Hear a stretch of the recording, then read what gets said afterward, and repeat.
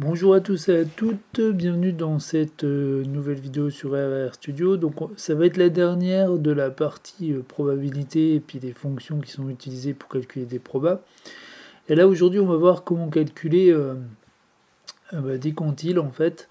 Donc on va chercher des valeurs de t pour que la probabilité que x soit inférieur ou égal à t soit d'une certaine valeur pour les lois qu'on a déjà vues précédemment. Donc, ça va être exactement le même principe que les trois vidéos précédentes, hein, sauf que là, au lieu d'utiliser D pour la densité, P pour la fonction de répartition, ou R pour simuler des nombres suivant une loi, là, on va utiliser Q pour les quantiles. Donc, ça va être Q binôme, Q Poisson, Q norme, etc. pour les lois binomiales de Poisson et normales respectivement, et puis ça marche pareil pour les autres. Donc, comme d'habitude, j'ai préparé un petit script. Donc, on va aller. Donc, je suis dans mon répertoire de travail. Je le définis tout de suite par défaut. C'est tout bon. Et donc, on peut y aller. Alors, on y va. Et donc, on commence par notre loi binomiale. Hein, j'ai rien changé. J'ai gardé la loi binomiale de paramètres 5 et 0,3. Et donc, je voudrais la valeur de t telle que la probabilité que x soit inférieur ou égal à t vaille 0,95. Donc ce qu'on peut faire, c'est Q binôme de 0,95, 5, 0,3, nos deux paramètres étant à la fin. Donc allons-y, on regarde ce que ça fait, et il me dit 3. Donc on peut vérifier si on ne s'est pas loupé en faisant P binôme de 3. Donc P binôme de 3. Alors attendez, j'ai mis un moins au lieu d'une parenthèse. Donc de 3. Donc ensuite on met les paramètres, donc 5 et 0,3.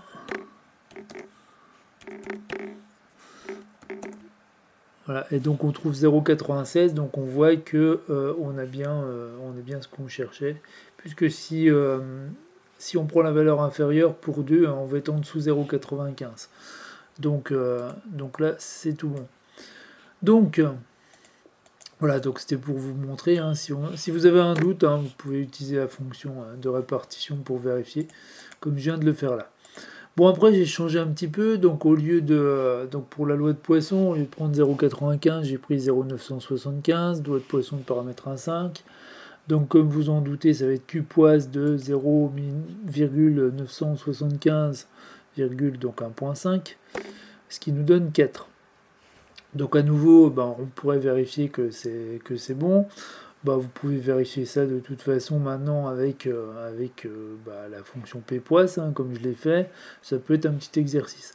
Ensuite, on veut la valeur de t telle que la probabilité pour que x soit inférieur ou égal à t soit de 0,975 pour x suivant une loi exponentielle de paramètre 2 tiers.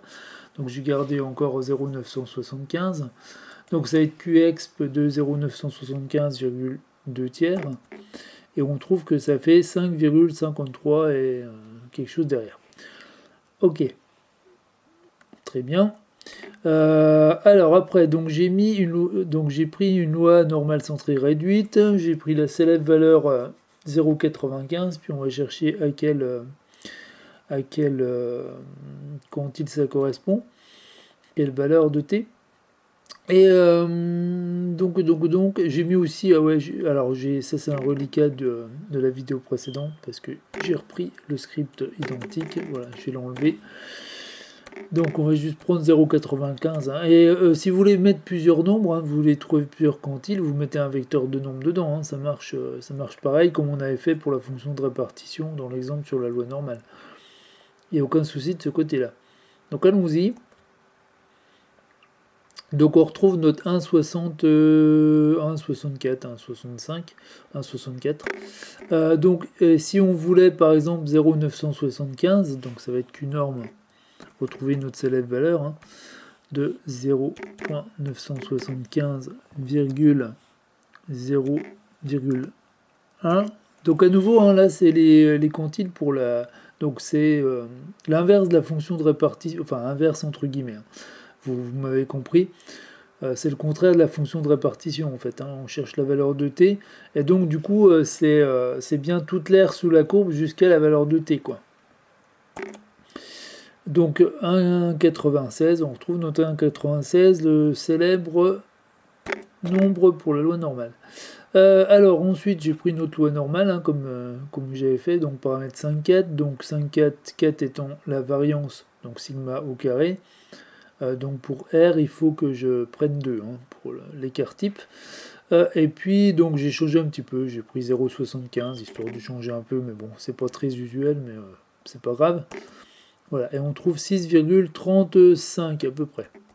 Après, donc j'ai pris une loi du Qui2 à 3 degrés de liberté, donc et puis j'ai choisi comme valeur 0,90. Donc on va faire QKISC de 0,90,3. Et on trouve 6,25 à peu près, ok. Après, donc, on va passer sur la loi de Student qui est symbolisée par la lettre T, dont R. Et donc, on veut la valeur pour que la valeur de T, telle que la probabilité pour que X soit inférieur ou égal à T, vaille 0,30. Donc là aussi, hein, c'est des valeurs qui ne sont pas courantes. Mais c'est pour vous montrer que c'est quand même plus pratique qu'une table papier, puisqu'on peut trouver un peu tout ce qu'on veut. Donc là, on trouve moins 0,56 environ. Puis à noter à propos des tables papier que vous voyez, on est quand même moins précis que les tables papier. Par exemple, les tables de la loi de Student s'arrêtent à 30 degrés de liberté, si je dis pas de bêtises, pour les grosses tables, des fois 20. Là, on peut aller autant qu'on veut, quoi, hein. Donc, bon, après, on est suffisamment proche de la loi normale, mais rien n'empêche de faire des calculs plus exacts avec la loi de Student. Avec notre logiciel, quoi, hein, puisqu'il permet de le faire. Ensuite, on passe à la dernière loi qui est la loi de Fisher. Alors, loi de Fisher, donc on cherche la valeur de t telle que la probabilité pour que x soit inférieur ou égal à t vaille 0,5. J'ai pris la moitié. Pareil pour changer un petit peu. Loi de Fisher de paramètres, de 2 et 7 degrés de liberté. Donc, ça va être Qfish. Donc QF, pardon, de 0,5,2,7. Et on trouve 0,767 environ. Voilà. Donc vous voyez, c'est super simple, quoi, hein. Donc les 4 vidéos qu'on a vues, c'est toujours le même principe. Là, les 2 dernières vidéos, ça vous évite de trifouiller dans les tables, en fait, en version papier, hein, ou sur des PDF. Là, vous avez directement les résultats, quoi. Et puis, si vous avez un doute au début, hein, de comment s'utilisent ces fonctions-là, si elles vous retournent bien les bonnes valeurs, si vous n'êtes pas trompé, vous pouvez vérifier sur vos tables papier que ça correspond, hein, au début, hein. Puis après, une fois que vous aurez fait 4 ou 5 manips avec chacune des fonctions, voilà, vous aurez pris de l'assurance, vous maîtriserez votre domaine, et puis vous aurez plus besoin de vos tables papier, quoi. Voilà. Donc, écoutez, c'est tout pour cette vidéo. Vous voyez, donc elle était un peu plus courte que d'habitude. Donc n'hésitez pas à me laisser des commentaires s'il y a des points à éclaircir, si vous avez des idées de vidéos pour les prochaines vidéos, tout simplement, des idées de thèmes plutôt.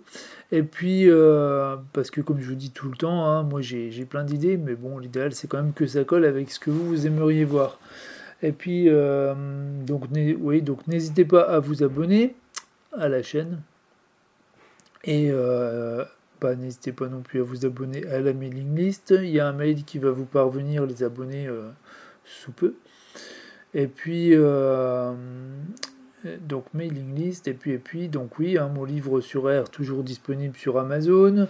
Si ça vous intéresse potentiellement, que vous voulez voir à quoi ça ressemble, vous pouvez le feuilleter gratuitement en ligne sur le site Amazon. Et sinon, si vous voulez investir, donc il est disponible au format Kindle et au format papier, format A4. Et puis donc ma formation sur Deplir est en ligne. Donc je vous mets aussi le lien en description. Vous aurez accès donc à... si vous vous inscrivez pas, vous voulez juste regarder, vous aurez juste accès donc au plan très général de la formation.